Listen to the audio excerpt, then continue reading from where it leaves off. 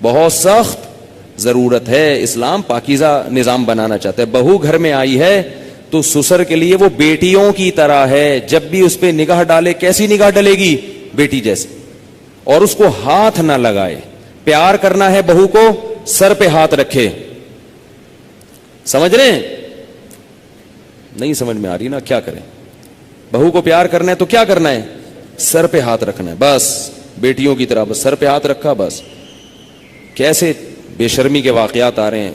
خواتین بتاتی ہیں, سسر صاحب آ رہے ہیں. اب وہ خواتین, کئی خاتون آئی ہیں بہو امریکہ سے, سسر صاحب ایئرپورٹ پہ لینے پہنچے ہوئے ہیں اور گلے مل رہے ہیں اس سے.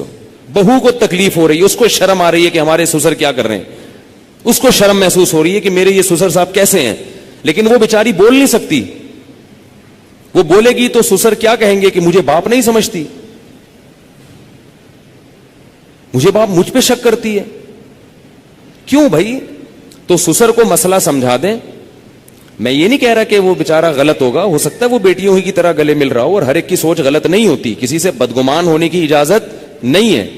اصول ہیں بھائی. 100 آدمیوں میں سے ایک اگر غلط ہوگا تو اس ایک غلط کے شر سے بچانے کے لیے مزید 99 کو بھی منع کیا جائے گا. الحمدللہ ہمارے گھروں میں خیر غالب ہے.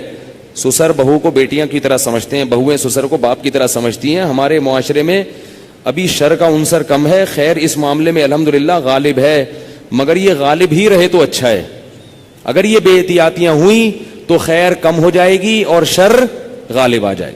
تو اچھے اور خاندانی لوگوں کے ہاں یہی ہوتا ہے کہ بہویں اپنے سسر کے سامنے ذرا لپٹ کے بیٹھتی ہیں, چادر وادر سر پہ لے کے بیٹھتی ہیں. ایک تقدس ہوتا ہے, ایک رشتہ ہوتا ہے. اسی طرح یاد رکھو, بہو کے لیے, سسر کے لیے یہ غلط ہے, جائز نہیں ہے کہ وہ بہو کے کمرے میں بغیر پرمیشن کے داخل ہو جائے. یہ بھی ہوتا ہے. سسر صاحب کیا کرتے ہیں, شادی ہوئی ہے, دروازہ کھول کے بہو کے کمرے میں گھس گئے. وہ بیچاری کس حال میں بیٹھی ہوئی ہے, کس حال میں لیٹی ہوئی, اور اس کو غصہ آتا ہے تو کہتے ہیں میں باپ ہوں, میں بھی پرمیشن لے کے آؤں.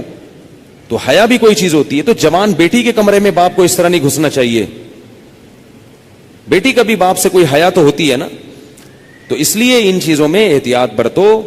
ہم کسی پہ الزام نہیں لگا رہے, کسی پہ شک نہیں کر رہے, یہ سارے کیسز ہو رہے ہیں.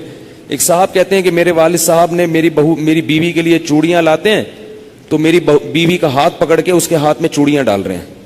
وہ صاحب کہہ رہے ہیں مجھے اچھا نہیں لگ رہا کہ میرے ابا میری بیوی کے ساتھ ایسا کیوں کر رہے ہیں. اس کو غیرت آ رہی ہے بیٹے کو کہ یار یہ ابا کیا کر رہے ہیں. کہہ رہے لیکن ابا کو بولو تو ابا کیا کہیں گے, مجھ پہ شک کر رہا ہے, مجھ پہ شک کرتے ہو, میں کوئی برا آدمی ہوں, میں کوئی ایسا ہوں.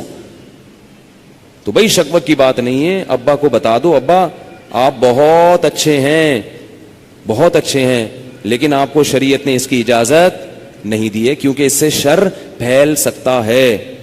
سعودی عرب کے مفتی اعظم جو سابق تھے, بڑے پرہیزگار عالم تھے, ان کا یہ فتویٰ تھا کہ اگر ساس جوان ہو اور داماد بھی جوان ہو تو ساس کو چاہیے کہ داماد سے پردہ کرے, بہتر ہے, واجب تو نہیں ہے لیکن بہتر ہے.